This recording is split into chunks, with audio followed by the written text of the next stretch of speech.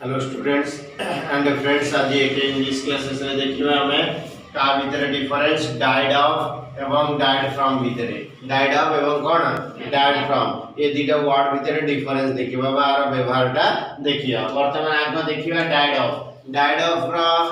of माने particular disease रे जे मरिबो ता धीरे कोन लिखा जीवो डाइड ऑफ एला पर्टिकुलर डिजीज धरो मो बापा कैंसर रे मरि गले पर्टिकुलर डिजीज कोन हेतिला कैंसर हला से कोविड रे मरि गला पर्टिकुलर डिजीज कोन हेतिला कोविड हला तापरे से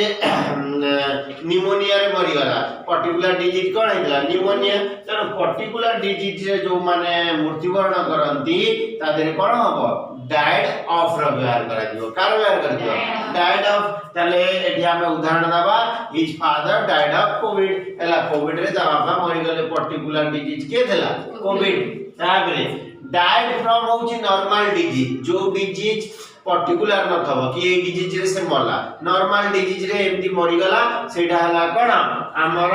डाइड फ्रॉम जेंती कहया many people died from disease अनेक लोग